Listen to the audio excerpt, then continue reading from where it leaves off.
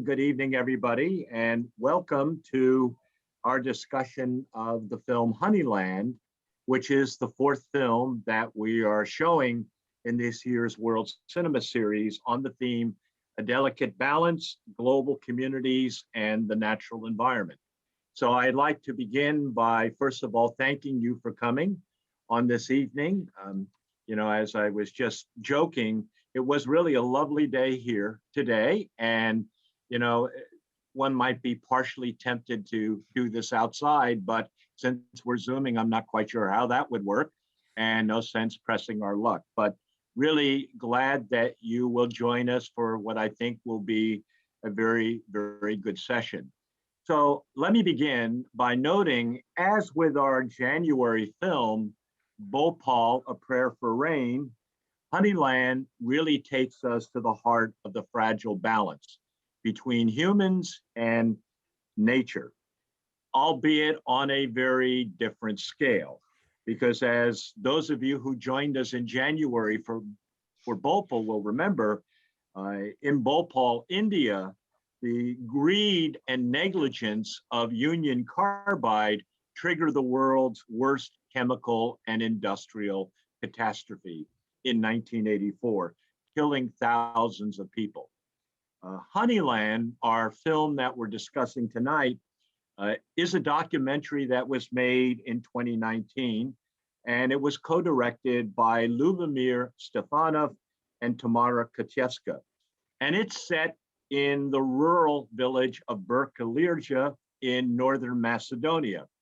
And it provides a much more intimate look at the conflict that serves, according to the New York Times, as a parable for our planet. It's a documentary drama that was made on a shoestring budget, but it was a really big film when it came out in 2019. It was an international sensation. And those of you who can remember, back to a time right before we were all preoccupied and weighed down by COVID-19, might remember back at the Oscars last year, Honeyland was nominated to be the best documentary and the best international feature. It was the first such film ever accorded that honor. And it was a film that, beginning at Sundance in the February before, had picked up a lot of steam and a lot of international recognition. And at the end of 2019, there were really a number of critics who called it the single best film of the year, which is saying something because there were a number of striking films. And many of us know that at the Oscars last year, the Korean film Parasite rather shockingly took many of the awards. So this is really a special film. And I find that the making of Honeyland and the challenges overcome by Stefanov and Kotievska actually serves as a kind of parable of filmmaking, because this was their second collaboration. In 2017, they had made their first film together, which was called Lake of Apples. But when they started to make this film, their plans were even more modest than what they did turn out. They had actually planned to shoot an environmental documentary in northern Macedonia. But to their very good fortune, in the very first days of filming, which actually over the long haul would take more than a 3-year period for them to do this documentary, they met Hatidze Muratova, the main character in the film. And I guess we could call her today the world's most famous wild beekeeper. She was even accorded that honor last year when, of all things, she showed up in Hollywood. Her village, or the people of Macedonia, insisted that she go. So she apparently enjoyed the experience very much. But for the filmmakers, Stefanov and Kotievska, Hatidze really became the focus of their project. And as good luck would have it, really the first scenes that they shot of Hatidze were the ones in which he's collecting honey from the bees on the rocky cliffs up over the valley outside Berkelirja. with all of the extraordinarily beautiful cinematography. So looking back on that experience, the co-directors and their crews acknowledged that they were really lucky to have come upon Hatidze so early on. They actually pretty much admitted they were seduced by her charm, by her extroverted nature, even though they did not understand a word that she was speaking, because she speaks in a Balkan Turkish dialect that even Stefanov and Hatidze were really not familiar with. And in particular, when it came to actually the dialogue, when they filmed Hatidze with her ailing mother, Nazif, you may remember from the film that they have a lot of interesting exchanges, but again, the filmmakers did not really know what they were talking about. They were trying to guess it. But as it turned out, that point and a number of other seemingly great hardships in making the film really worked to their advantage. So the village where they shot Hatidze, as you know from the film, was a village that was inaccessible to normal vehicles. It's a village that lacked electricity. It lacked running water. The absence of electricity complicated the lighting and the shooting of the indoor and outdoor scenes. They had to do all the filming with batteries, and they went through battery stocks pretty quickly. And then they also had to deal with the language barrier in trying to understand what was actually taking place between Hatidze, her mother, and the Sam family, which also spoke the same Balkans Turkish dialect. So I said this was an advantage, and what do I mean by that? Well, what they acknowledged after making the film was that the early scenes when they did the shooting required them to focus on the body language in the conversations, on the visual cues. And then while they were doing that filming, they had translators who were actually recording what was being said and then eventually producing the translations. And when they brought the two things together, they discovered they had a compelling story, they had warm characters, they had really the basis to go beyond simply the original documentary they intended to make and really make what I would call a documentary drama. The other thing that really worked for them is that they had two co-directors and two directors of photography with their own crews. And it turned out that these people had all worked together on their previous film. They also were all excellent mountain climbers, which I think if you've seen the film, you can appreciate why that was a useful skill. And having those people in that alignment enabled them to integrate the story of Hussein Sam, his wife Lutia, their 8 children, and all of their cows, along with the story of Hatidze. There's an interesting backstory to all of that, because when we see the film, it appears like the action occurs in one summer and that the Sam family has moved in for the summer, and that for the most part, there's a generally amicable relationship between Hatidze and Hussein Sam and his family. Actually, as I said, the filmmaking lasted over 3 years, and there was a lot of conflicts between the Sam family and Hatidze. Even before Hussein Sam tried his hand at beekeeping and ignored Hatidze's wise advice on providing for the bees and keeping them happy. So the way it worked out is that with the two different crews of photography and the directors of photography, they were able to shoot these independent stories and merge them together in this documentary drama.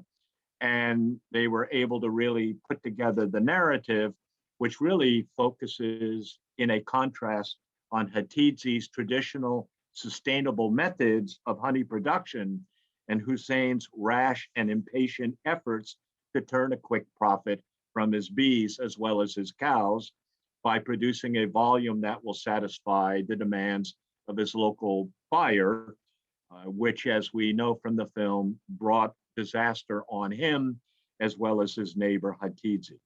So this is the centerpiece story of the film, and I'm going to leave it to our two excellent discussants, whom I'll introduce in a few moments after we watch the trailer of the film to really give their thoughts on the film.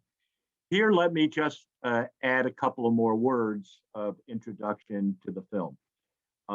The two directors of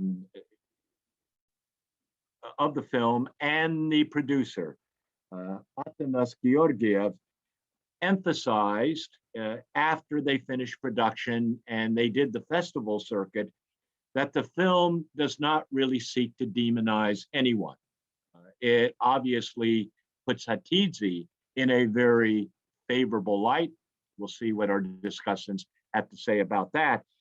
But even though Hussein Sam is trying to make a quick buck from the honey business, their argument is that they're not trying to demonize him, but what they are raising is the problem of people who have a willingness to exploit scarce natural resources without considering the damage to their neighbors or the long-term health of the environment. And they argue that a lot of us human beings fall into that category in terms of how we approach nature.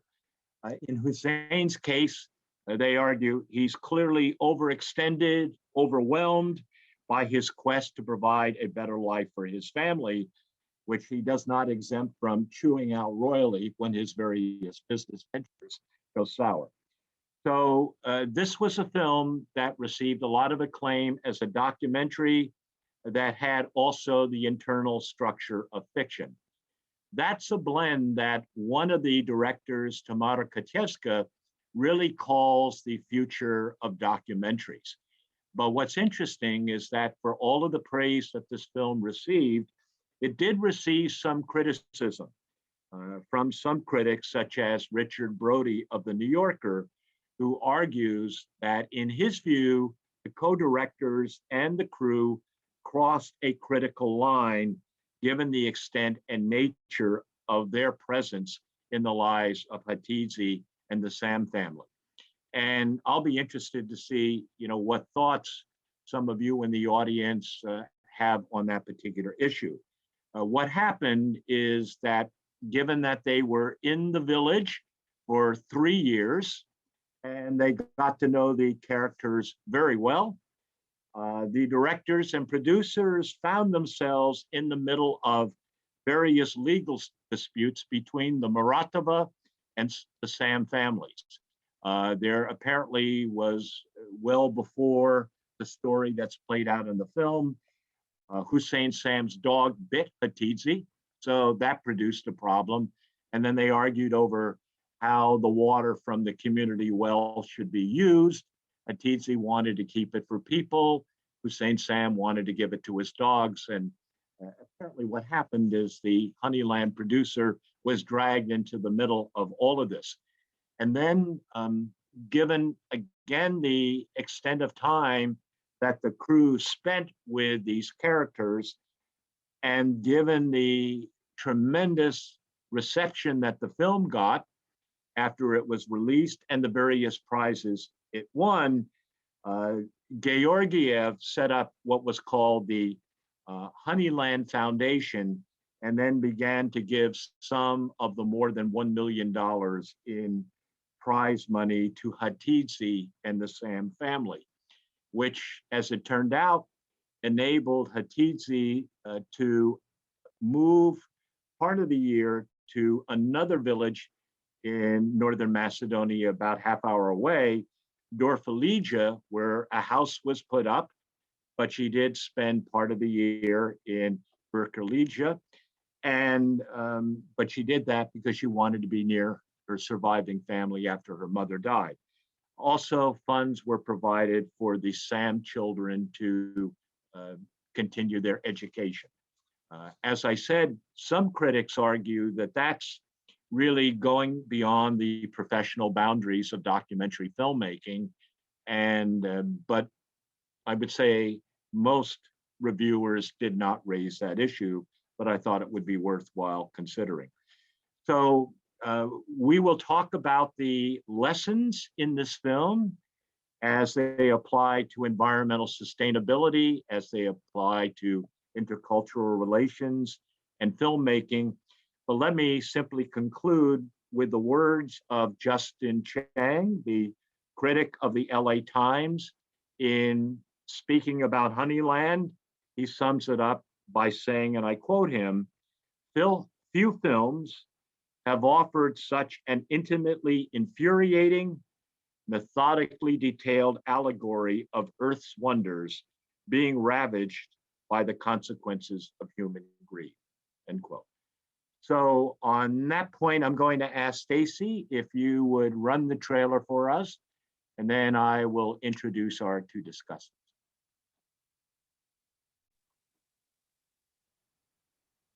Hi, Tom. I'm having a little technical difficulties over here with my laptop. Okay. So I've gone to my phone. Okay. I just want to welcome everyone. Sorry about that. Just a few housekeeping things. We are recording this session. So if you unmute yourself and ask a question, you will be in the recording and it will be posted on our YouTube channel.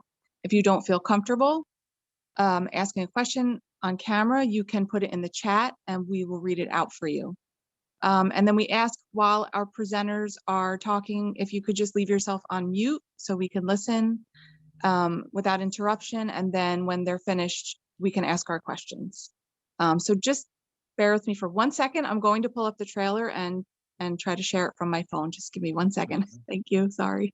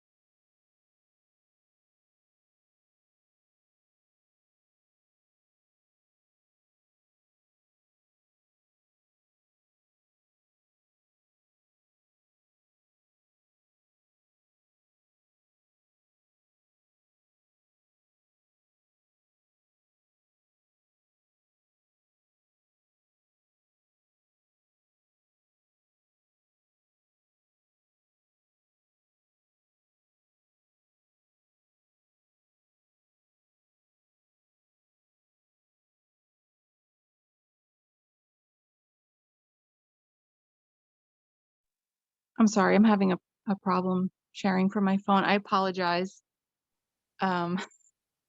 Stacy, I'm wondering, let me just ask. I can do it. Do you want me to put it? I can play You want it. to try to do it, Ped? Sure. Yeah, I can do that. I'm sorry. Okay, that's okay. That's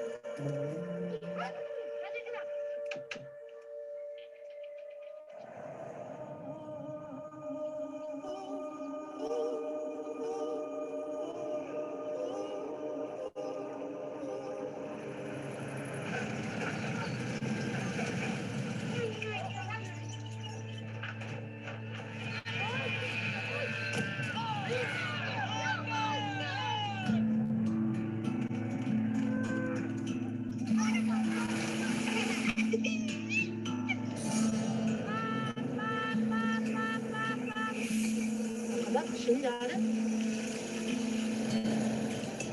Enter'de enter. Geldi sana geldi.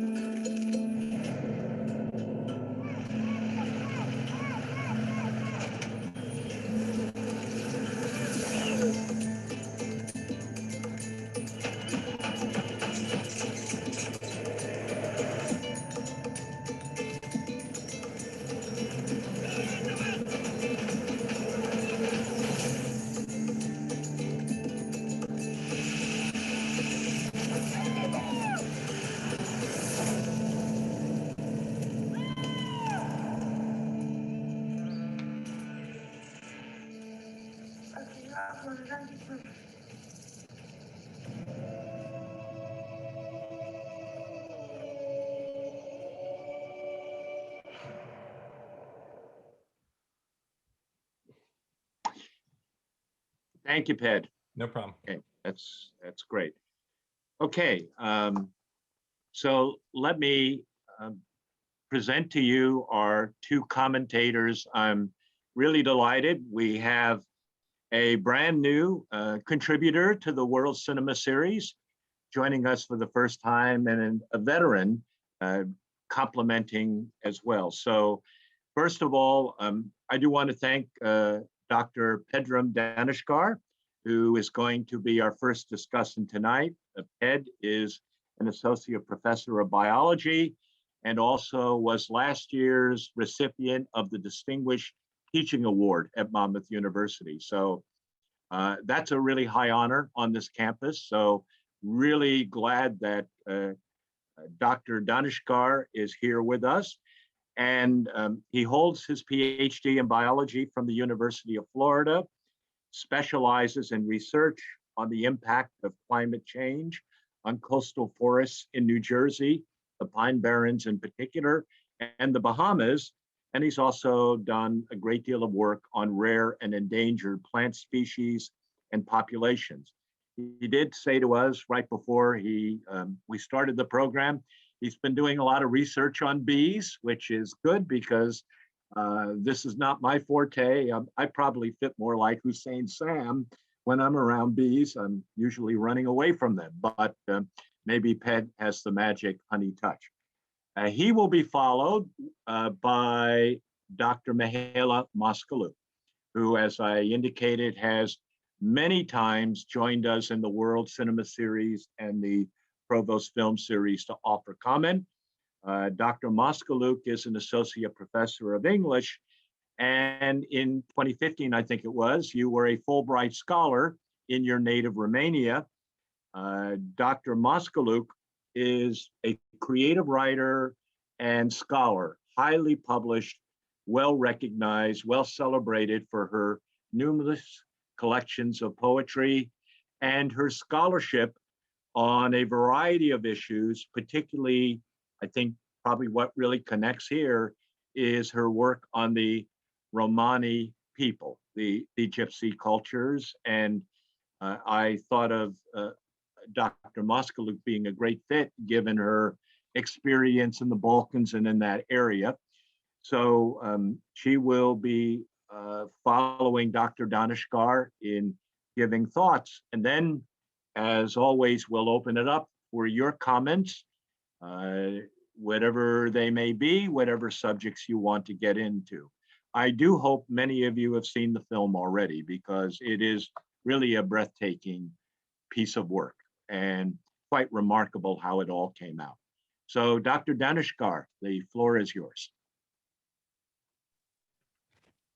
Thank you, Tom. It's a pleasure to be here to talk about this film. I really enjoyed it, and I prepared a little bee talk for you all to kind of give you a little bit of a kind of an ecological perspective on the film. So as you saw from the trailer, the film, starts out with Hatidze walking across this mountainous terrain, and as an ecologist, I look at that and in wonder. And I'm a plant guy, truthfully, and so I'm wondering about the plants and things that grow there in this kind of montane habitat. This area is really dry It has long, dry summers and mild, wet winters, which results in a variety of very unique species found only in this part of the world and nowhere else. For example, the Jurassic sage is found only here and nowhere else. And you can imagine that the honeybees are taking advantage of these unique species that are found here. Also in the region, you'll find things like poppies and dozens of other flowering species, which are the food sources for the bees, who, in my opinion, are the stars of the film more than Hatidze and Hussein, because I was really taken with their story and what ultimately happens to them, the kind of the tragic story of what happens to the bees here. And not to spoil it for everybody, but we see that many of the bees are die off, and it's not an uncommon story. We're probably all familiar with news stories about honeybees dying off or being in trouble. In the US right now, we have half as many bees now that we had 10 years ago. So bee populations are on a decline. So I wanted to talk to you a little bit about bees, and also what happened that actually led to their demise in this story. So bees work hard, right? And that's where we get the term worker bees. They work particularly hard during those warm months when there are flowers available. And they're flying all around, and they're gathering two things, pollen and nectar. With pollen, that's where they get their protein, and they store it in their hives in a form known as bead bread. And then they are also gathering nectar, which is their source of carbohydrates, right? So they gather nectar from the flowers, they actually suck it in, and it sits in their stomach, and the enzymes in their body actually contribute to the conversion of that nectar into honey. And that is stored in the hive as well. So they do eat some of the stuff, but they're ultimately bringing a lot of it back to the hive in order to sustain the entire hive throughout the year, particularly through the winter months. I teach about this in botany, but there's like a great coevolution that happens with flowers and pollinators, and that the bees, they're getting all these treats, but they're actually doing the work of the flowers, right? They're giving them candy in exchange for continuing their sexual reproduction. So it's kind of an interesting kind of evolutionary story, right? So they gather a lot of this honey, and a lot of it is consumed, but a lot of it is also stored. And the reason why they have to store it is because in the winter months, there aren't flowers available, there aren't food sources available. And it takes a tremendous amount of effort to accumulate a lot of honey. So I have it here, right? A pound of honey takes 10,000 honeybees traveling 75,000 miles, visiting 8 million flowers. And if you've ever purchased beeswax candles or things like that, it takes 1 pound of honey, that amount of energy to produce just 1 ounce of wax. So if you really think about the amount of effort, it's really incredible. So it's an incredible amount of effort, and they can simply make honey when flowers are available.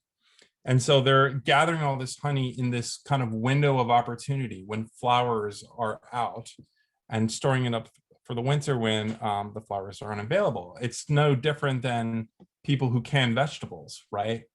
Like they used to do at the end of the season, they'd harvest vegetables and we'd put them in cans and store them when these vegetables might not be available, right? So we kind of do this. My mom was like the queen of doing this, and she loved to store vegetables. And now if we go into the crawl space of our house, we still see jars there that might have been there 20 years. We have no idea from when they were put there, but it's an effective way to kind of prepare for hard months when things might be scarce or certain produce might not be unavailable. So it's very similar to what bees do. And it's particularly important in the winter, and that's what we see in the film. Most of the bees die in the winter because they need that honey not only to feed themselves, but to stay warm. And what they do is they form something called a winter cluster. So they consume honey, and they use that sugar to have the energy to vibrate. And with that vibration, they're able to generate heat, and they all congregate around the queen to keep her warm. She's got it good, so they keep her warm so that she can continue to do the queen business and things like that. So when the temperatures drop below 50 degrees Fahrenheit, the bees switch from searching for nectar and pollen to this mode of keeping the queen warm. And their vibration, the energy they consume to vibrate and warm the queen, can create a temperature of 80 degrees. And a queen must be at a temperature of 90 degrees in order to lay eggs. So it's kind of really important to have that honey store in order to kind of fuel this process. So they heat up, they vibrate, they work their way towards the queen. And then once they're running low on energy, they kind of work their way to the outside of that cluster in order to feed on more honey. And they do this endlessly, tirelessly. And it's pretty amazing. The bees that exist in the colony in the winter, they can actually live for 3 or 4 months, whereas the bees in the summer that do all the flying around to get the nectar, they only live up to 6 weeks. So there's a little difference in the winter bees and the summer bees. So when we see what happens in the story, that over harvesting of the honey by Hussein, what he was doing was basically depriving the bees' ability to stay warm in the winter. And because his bees no longer had a food source, they had to prey on other hives in order to get the sugar to stay alive, and also to be able to keep their family, their colony warm and safe, and in particular the queen. And so that's what we see happen. The bees from his hive go up and prey on Hatidze's hives. And so it's ultimately one of the tragedies of the film. But we see in this kind of story, like Hatidze's philosophy on beekeeping, which is, many have pointed out, and I agree, is sort of a sustainable agricultural philosophy.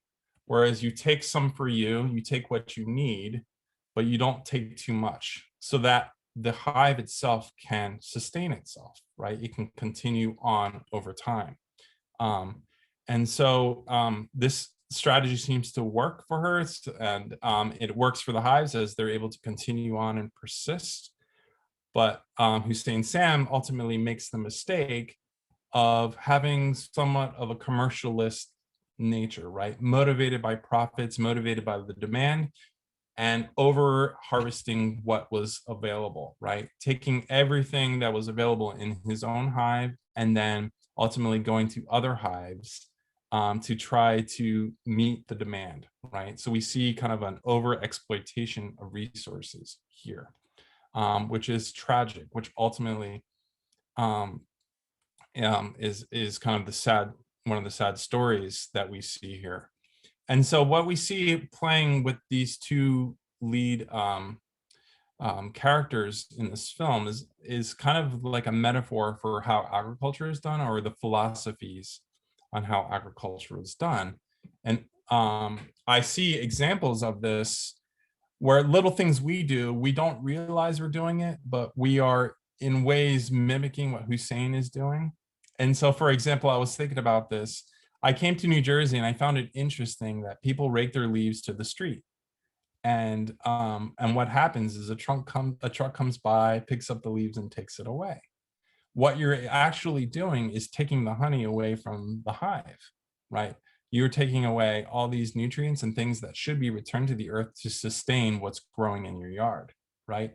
So in that way, little things that we do, is sort of doing what Hussein did, essentially. But on a larger scale, when it comes to like commercial agriculture, a clear cut is an example of overharvesting. This is a shot from Jackson Township, so not too far from here, where a large plot of land of pine trees were harvested, right? Pine is harvested primarily for pulp to make paper. And you can see in this situation where you're harvesting everything, you're leaving lands that are problematic that will take a very, very long time to recover, right? So in order to have a mature forest return to this land, it's going to take 30 to 40 years at minimum to get something of what you used to have, right? So being motivated by profits right now can be problematic in the long run because you're not doing something that's actually sustainable. So if you wanted to treat forestry locally in New Jersey with kind of a sustainable practice, half for me, half for you, the way Hatidze does, there are different approaches to forestry that some people are now practicing. So here we have an example at the top of clear cutting, right? Removing all the forests, and that allows for immediate profits, but it's not sustainable, and it results in a scenario where recovery is going to be very slow. But there are these new methodologies that are being taught, which are a little bit more sustainable. And you can see in the middle example, the shelterwood logging, it's a half for me, half for you philosophy, where you harvest a handful of trees and you leave the rest behind. And the ones that are left behind, it's their job to reproduce and provide the babies of the next generation. And they shelter them, they shade them, because young trees a lot of times don't like too much light. And so what you essentially create is a nursery and a system that can sustain itself for time. Even more conservative would be a selective cutting. So you go in, you select a handful of trees and you leave the rest behind. And what you're actually doing as a product of that is promoting the trees that are left behind, because they are now have less people to compete with, less trees to compete with. And so there was more resources for them. And so ultimately it'll result in them growing bigger, stronger, more vigorous, and more ideal actually for harvesting later. So this is kind of an approach that we kind of see demonstrated by Hatidze, which is practiced in agriculture all over the world. So I figured since I talked about bees, it's inevitable that we would get some bee questions, and I wanted to kind of point out the leading causes for bee declines in globally. And here are the 5 leading factors. So disease and parasites, a lot of that is actually promoted by human beekeeping, because we don't do a great job at controlling for parasites in bees. So they're spread, and hives are moved all around all the time by humans for various reasons to support industry. And so a lot of times what happens is these hives get infected and the bees die. Pesticides are commonly used in agriculture, and the new pesticides are tricky. They actually apply them to the farms and they get taken up by the plants so that the plant is no longer palatable. And what actually ends up happening is that the bees eat this and many times die immediately. But if they don't die, there's the potential that they take those pesticides back to the hive, and then those pesticides could ultimately end up in honey and other bee-related products. But the 2 big issues with bees are monocultures and flowerless landscapes. So when you have a monoculture like we see here, you have an entire field of flowering plants that will flower one time over the course of the whole year. And that's problematic because what are the bees to do the rest of the year, right? During the warm season. So there are new practices that are now employing agroforestry methods or multi-crop methods, so that the bees have options for when your crop is no longer flowering, so that they can have food sources to sustain themselves. So there's these things that you can do. A lot of these things are, of course, are being becoming more complicated and being stressed and magnified by the impacts of climate change. For example, disease and parasites are becoming more of a problem, being magnified by climate change. As you know, we're having less frost. This winter is an exception, but frosts are usually important for knocking back pests and stuff. So this year will be a good year for us in terms of less ticks and mosquitoes, but in general, it's not favorable. And also climate change is actually altering patterns of how bees move and do their regular bee business. So it's kind of a complicated thing. So I am concerned for bees, and hopefully we can learn a little bit about from Hatidze about how to approach bees and agriculture. So that's what I have.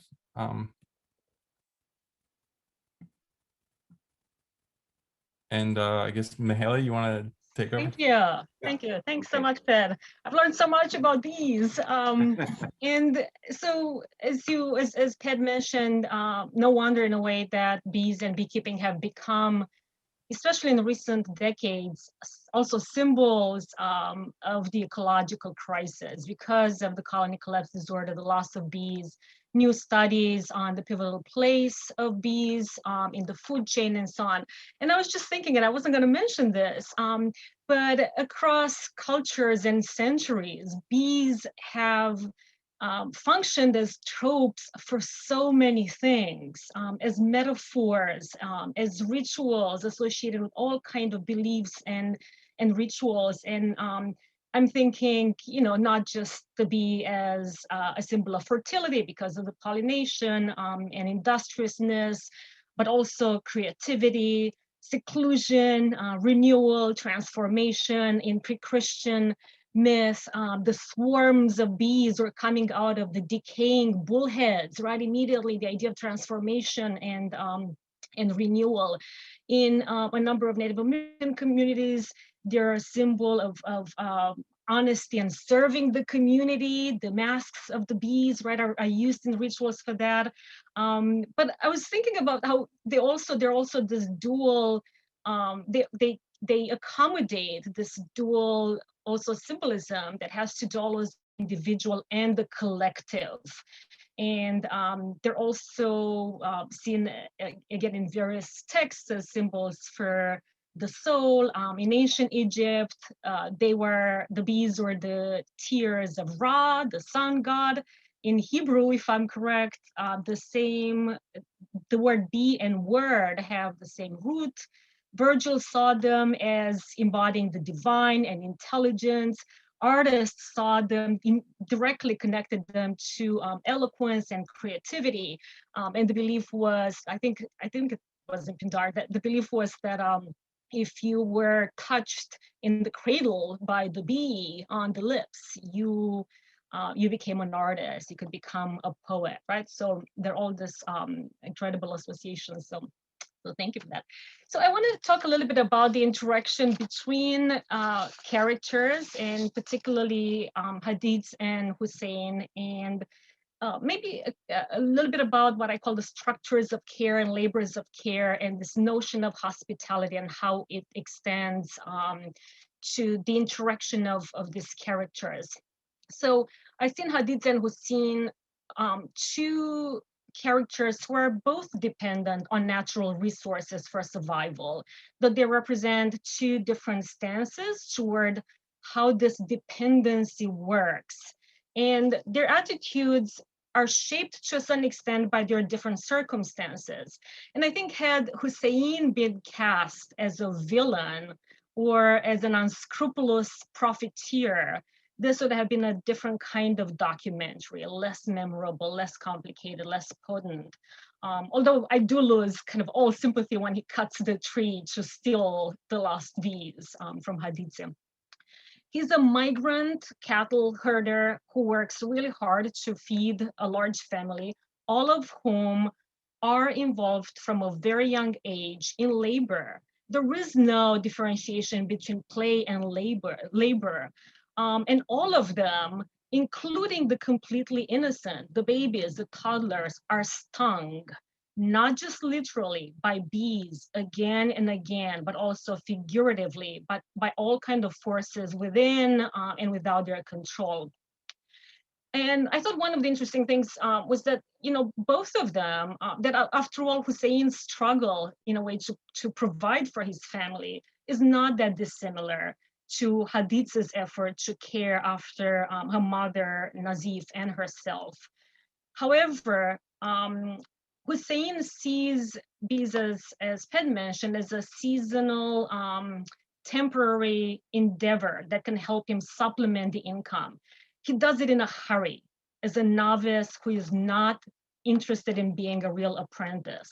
He has no history with the bees and no history with their habitat and their habits. I believe that he understands, however, just as his older son does, the implications of his shortcuts. Maybe he does not realize the extent of the repercussions or the kind of implications the shortcuts bring on his neighbor and on himself. But need and greed, to some extent, push him to ignore this knowledge. And I thought it was interesting that he goes from being someone who looks down when he's making the agreement to sell more honey that he's granted according to the 50-50 rule. And he cannot look the merchant in the eye. He knows what he's doing. And then very quickly, he becomes the person who, with the saw, will cut that tree to steal the bees that Hatidze has rescued and relocated. So the moment he enters this market governed by rules of profit, not ethics, and things change. And I thought it was an important detail too that he never gets to see his customers. And this reminds me of the importance of local markets and selling the product you make. By contrast, Hatidze proudly sells the honey at the market herself, praising it with passion. She is feisty, she is funny, she is a different Hatidze. And she is so proud of the honey's qualities and properties, and she does it one person at a time. So that was a really important moment, making each person who's holding the jar feel as special as the honey itself. Mind when I was watching the documentary, and it might not make much sense in the context of maybe US culture, was that Hussein didn't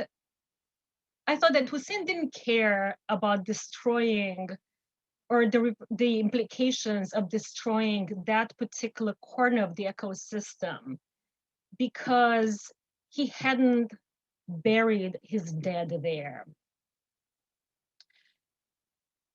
He disposes of his cows without ceremony or care, in anger, focused on blame.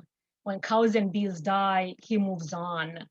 Hatidze buries the mother there. We know other relatives are buried there. And a common belief in Eastern European cultures is that if you don't know how to care for the dead, you can't learn how to care for the living. It's almost reverse, right? Communities are built around burial grounds. So I'm not suggesting here that Hussein does not have an intimate relationship to the land because he's a migrant, because he's not from there, not rooted there.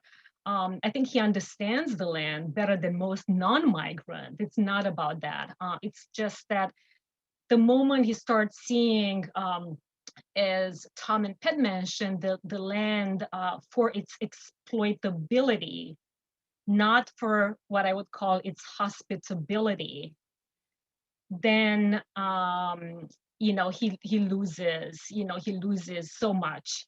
And the merchant, the middleman he deals with is a reminder of that. He's gorging on the honey with greed and callousness, right? He becomes almost the embodiment of this callous commerce here. So, and I would like to return quickly to this notion of hospitality. So for me, Hatidze is, yes, a model of sustainability. I think she also embodies this concept of conditional hospitality. And the 50-50 rule that Ped mentioned is part of that.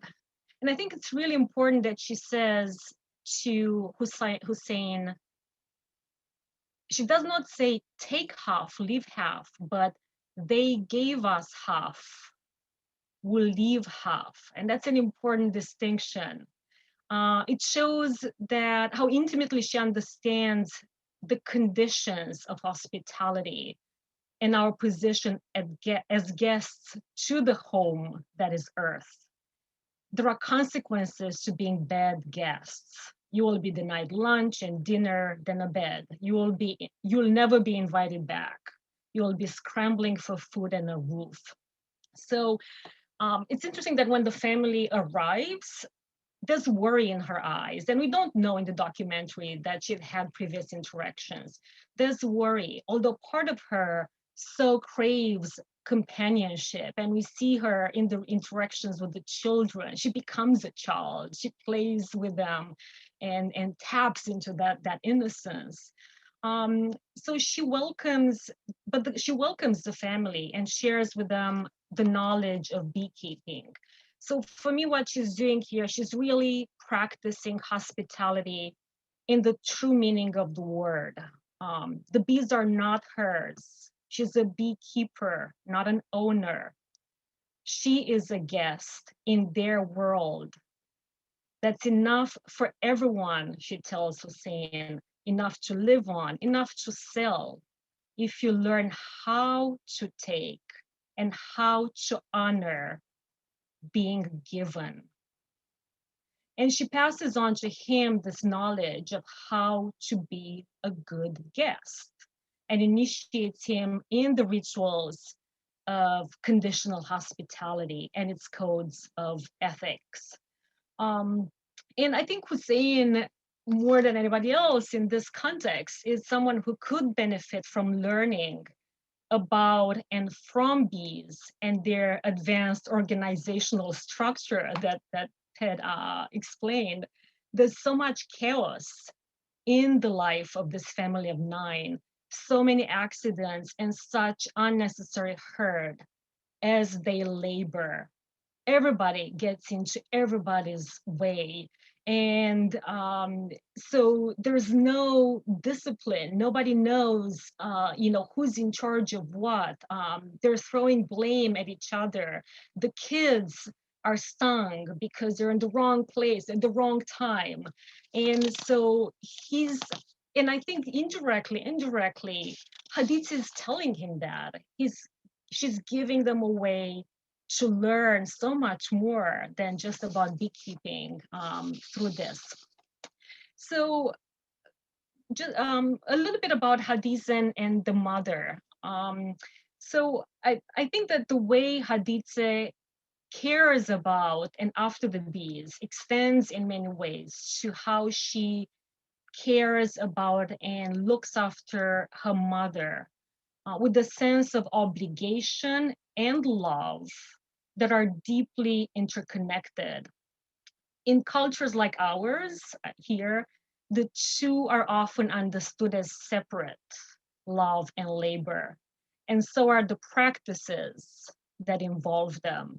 In other cultures, like the one Hatidze belongs to, the traditional Turkish Macedonian, and the one I have belonged to, you build structures of care. And this is a term, a phrase I borrow from my poet friend, Ross Gay. And so when you build these structures of care, love and obligation coalesce. And so to love is to care, and to care is to know. And that requires slowing down and listening and seeing.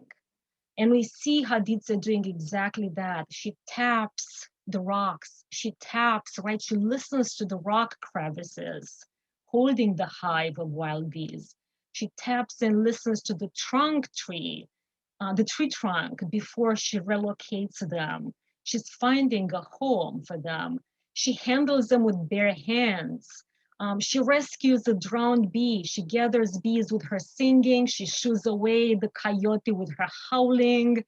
And we see her doing to some extent the same thing in her approach to the mother.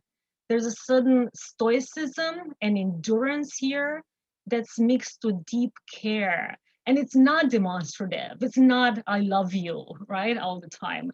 But she builds a labor of care that I see in the documentary as love. And I'm reminded here of a famous poem by Robert Hayden, a poem called Those Winter Sundays, in which an older speaker remembers the father's acts of labor as he was growing up. The poem starts, Sundays too, my father got up early. And he does not understand labor as love until it's too late. The poem ends, what did I know? What did I know of love's austere and lonely offices? And I think that describes in many ways for me the relationship also between Hatidze and her mother. And we see her, right, trading honey for bananas, a fan for the mother, hair dye for both of them to share, and there's banter, and there are many kinds of silences. Silences that are sometimes laden with sadness, but not bitterness, right? So it's a sadness of solitude, the sadness of living a life that's been chosen for her. We know that the father turned away all the suitors. And I think there's a particular poignant moment that speaks to that when in an interaction with the older, Hussein's older son, we sense this regret maybe, or maybe just sadness when she says, if I had a son like you, things would be different. And I wanted to mention one of the things about the mother that I hadn't thought about until I watched the movie, the documentary the second time. So although she does not voice her suffering, the mother must be in a great deal of discomfort, to say the least. We see, we see the tumor on her face. She's half blind. That she should have been taken to a hospital to receive care never crossed my mind until my husband, who's American, said, why would not anyone think to take this woman to a doctor? They're 20 kilometers away. I know the roads are not, great, but they're only 20 minutes away from Skopje, the capital of North Macedonia, the largest city, right?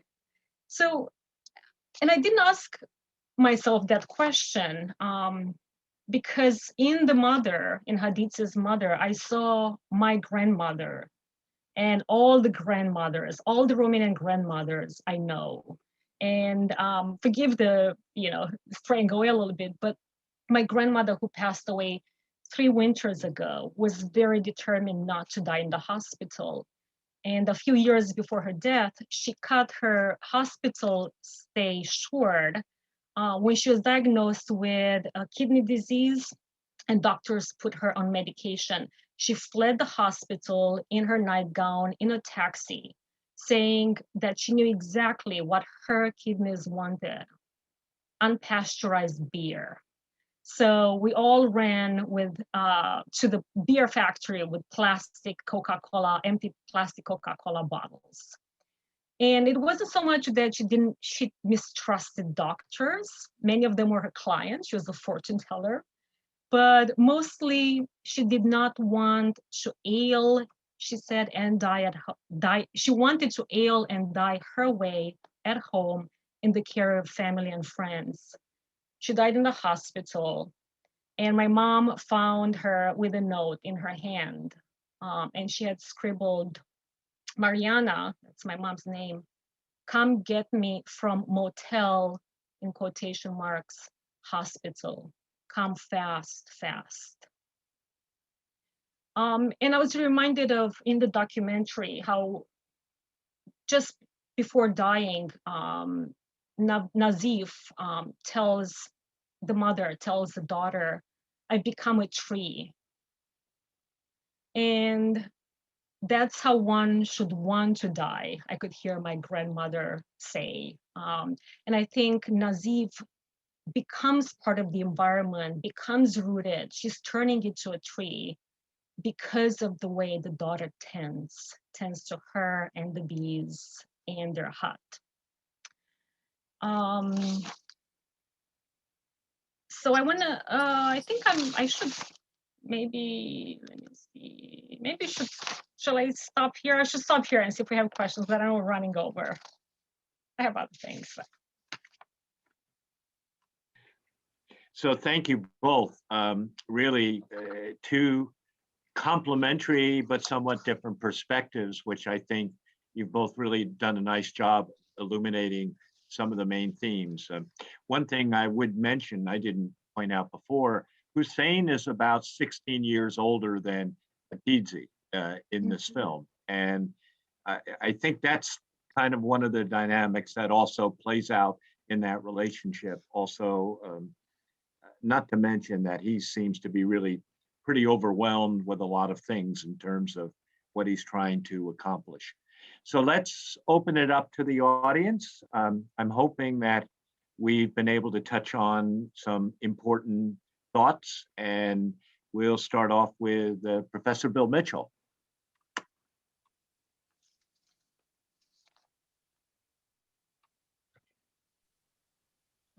Thanks, Mihaela, Pedram, and Tom. I approached the film as an anthropologist.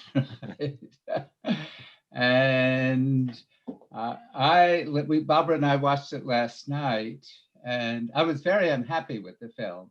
Yeah. Because it lacked that sense of, I love that phrase, Mihaela, the structure of care, right? The structures of care. Because it lacked that sense of a community, right? The portrayal is of the mother and the daughter isolated from everybody else, right? And this kind of, I kept saying, well, where are their kin? Where are their, the people?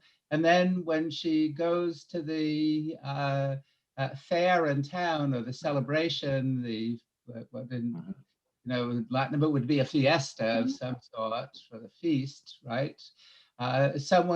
She kisses somebody, and all of a sudden, well, yes, there is a community somewhere, but it's not at all portrayed in the film. And so for me as an anthropologist, the film leaves a sense of ennui, right? Even the portrayal of Hussein and his family, of anger and yelling and screaming, and the only aspect of love is between the mother and daughter. Hey, there were 6 kids. Well, there had to be something going on somewhere at some point in that relationship to have those 6 kids, right?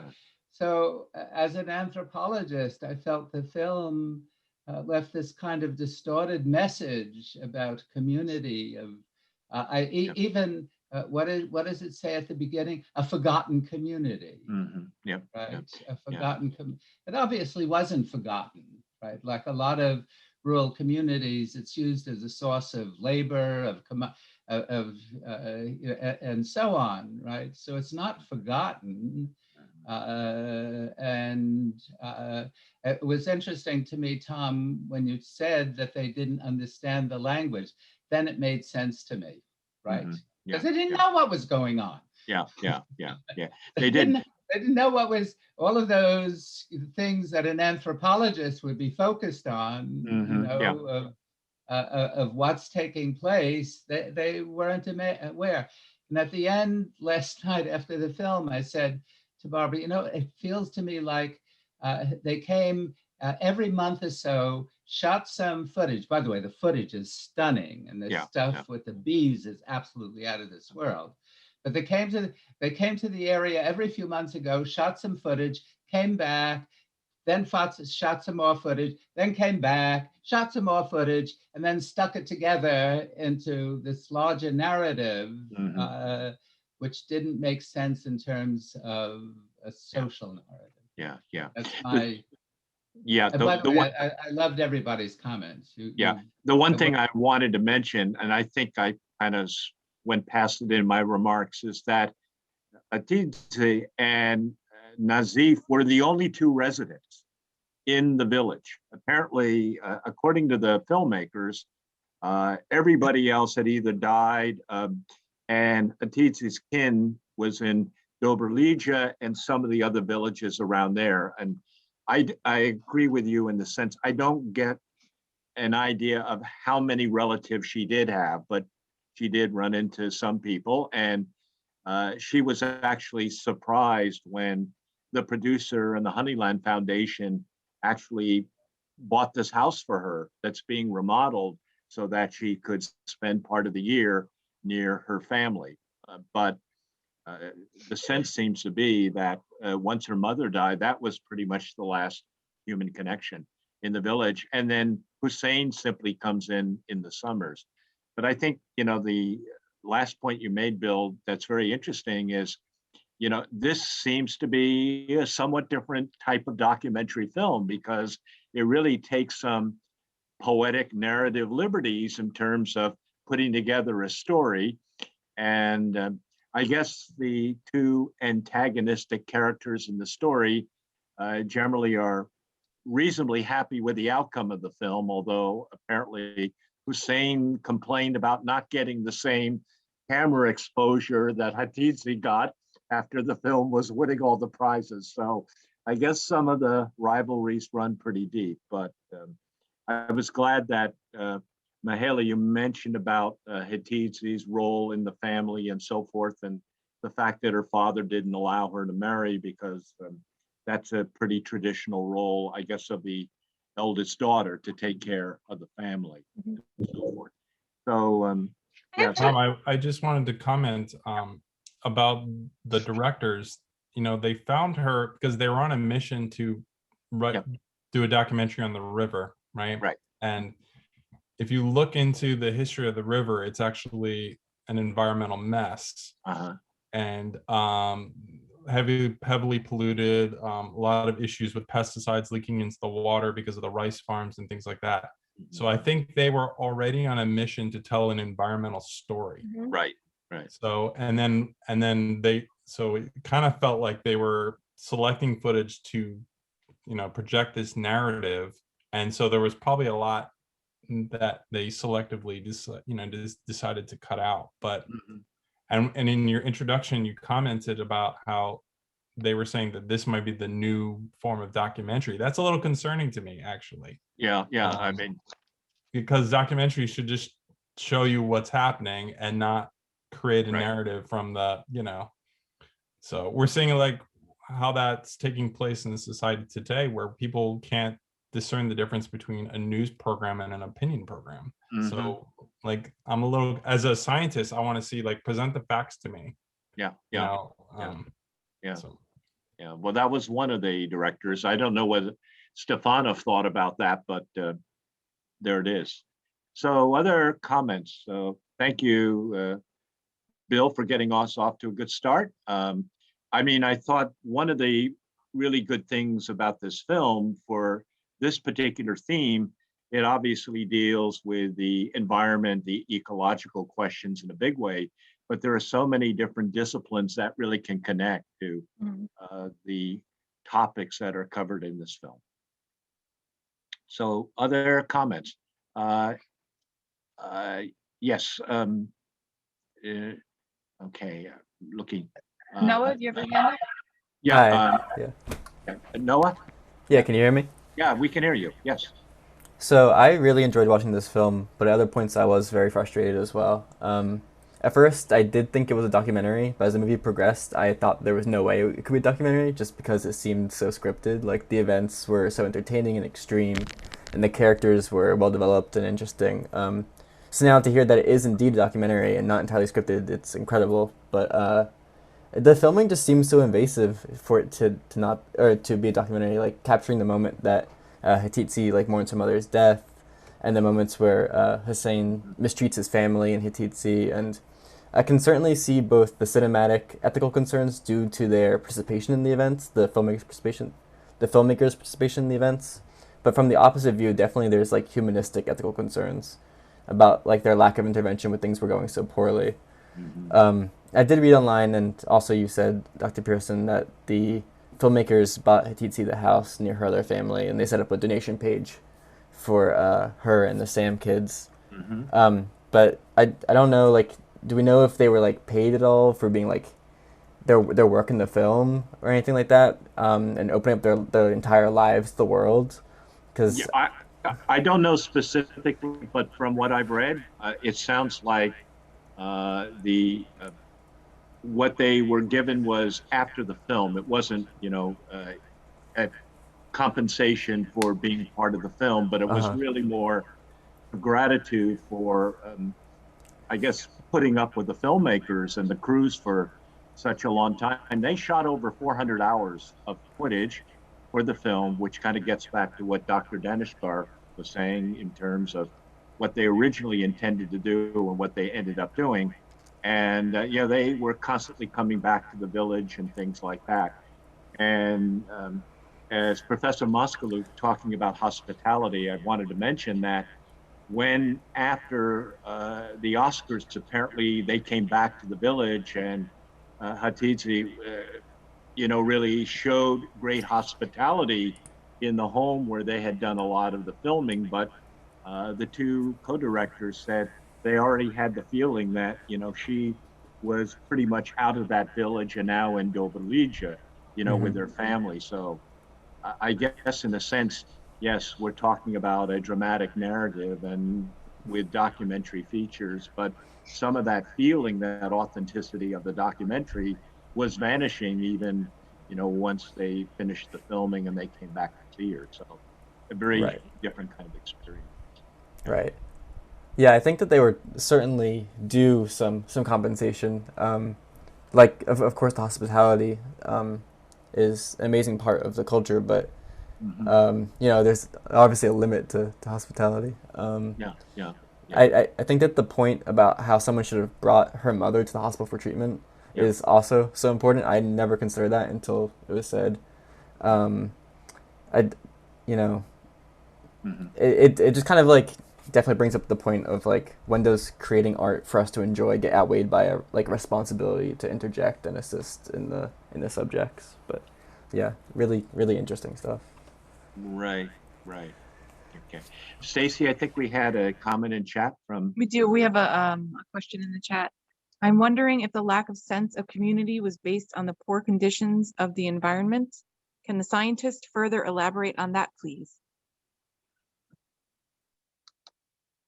Yeah, so I actually, we didn't get to talk about this, but if you kind of watch what happens with the cattle, it's kind of an indication that it's not really a environmentally friendly environment. Yeah. So, and that's why there's been talks about how this ties to climate change and stuff like that. The environment is definitely stressed, and it doesn't look like it's doing that well. So I would say, yeah, the environment is definitely playing a role in that kind of lack of community, or probably explaining partially why people left, like, because it just wasn't suitable to grow crops and things like that. Yeah. Part of it was also, this community, a lot of it moved away after the Second World War and then after the disintegration of Yugoslavia. Apparently, a lot of the people left the area. So, two major political environmental factors, which would certainly contribute to the emptying out of the village. I want to just mention that I was not that surprised by the lack of community, although it's only 20 kilometers away from the capital, from the largest city, North Macedonia. And I strongly recommend also, if you are interested in another documentary that in many ways takes the same approach, and the complications that evolved out of the relationship between the documentarians and the characters is also really interesting. But I highly recommend the documentary Acasă, My Home, by Radu Corniciuc.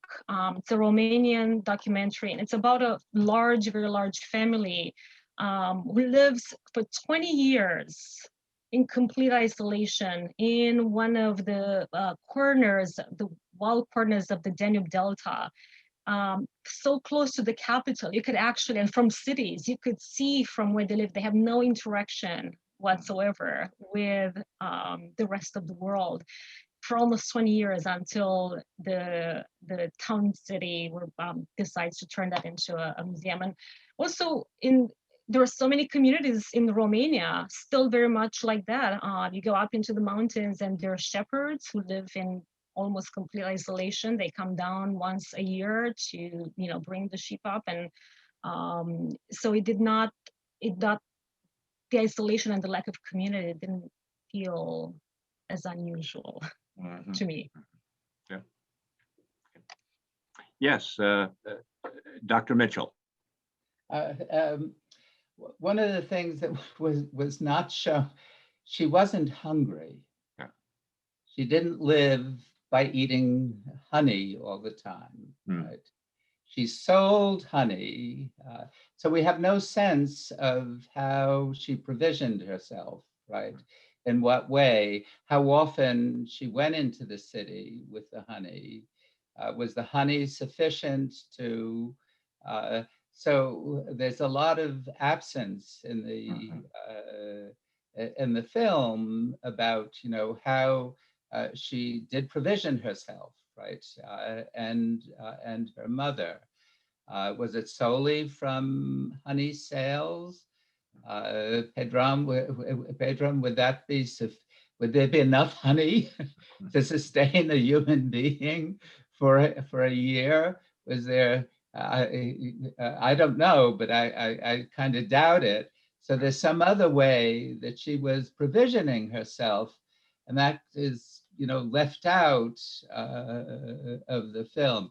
So ecologically, certainly, I mean, ecology always has great significance on humans' ability to survive, to live well, to live poorly, and our relationship with the environment. But there's a lot more to it as well, I think. I agree. There's definitely missing elements of her life that we're not seeing. And plus, when you see her trying to sell the honey, she's bargaining, and she's not always getting the price she wants, because they're saying, well, we can get it cheaper from, you know, these other sources. So I really doubt that she's able to, you know, sustain herself on just that alone. But and you certainly can't just live off of honey, that's for sure. Well, what we don't see is her dealings with her relatives in a regular way. So, you know, they may be providing support for her too. So, yeah. So in this sense, it's really not so much, it's not a documentary of one character. It's really a fusion of different elements of film, which ends up telling this narrative story of these two characters to be a parable, I guess, about how one looks at the environment and so forth. Yes. A quick comment from the chat. Can you hear me? From Marie says, I think she is very resilient and creative. Yeah, yeah.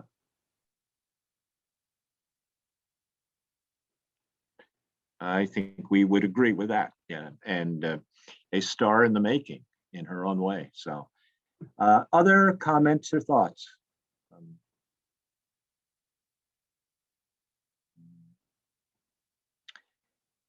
Okay, I don't see any hands or thumbs up, but I'm hoping you have enjoyed the discussion and above all enjoyed the film, even if it irritated you in some ways. I mean, that's always, that's a good sign of a film, and we thought that this made a lot of sense in the context of this particular series. I'm being asked in chat access to the entire film. The Honeyland is available to be streamed on a number of carriers. So I think I had sent that out in the original announcement. I think it's on Vudu, Amazon Prime Video. Yeah. So if you can get it that way, it's now, if you want to get it by DVD, it's really pretty affordable these days. So it's kind of more than 3 weeks old. So you can probably get it for a good price. If you can still get DVDs. So we see how long that lasts. But anyway, I do hope if you haven't seen the whole film, you do watch it, because I think it has a lot to think about from a lot of different angles. Okay, and is the honey different from the bees in that area? I guess Ed, would you know? Yeah, so honey is going to be different, and it's all based on the floral source. So honey is going to be different from different areas. If you've ever gone to like a local market to look at honey, they'll describe the honey based on the flowers that provided the nectar for the honey.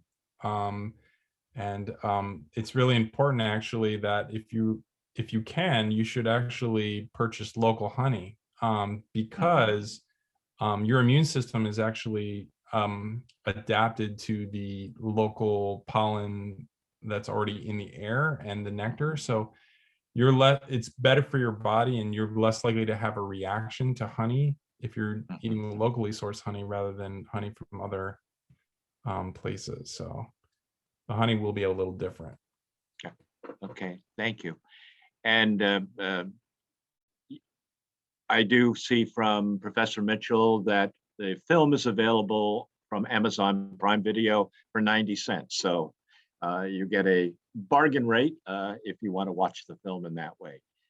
So I think I would like to, at this point, kind of bring us to conclusion. And I would ask if you would first join me in applauding, either with your mic on or just do it visibly, for our two discussants, Professors Danishgar and Moscaliuc. Terrific job. Again, always love your comments, and thank you, Ed, for gracing us and being part of the World Cinema Series. And Mihaela, as always, really enchanting comments, bringing in your the poetry, the folklore, and everything else. I do not want to forget that we also applaud Stacey Ayers, who sets up the program. Okay,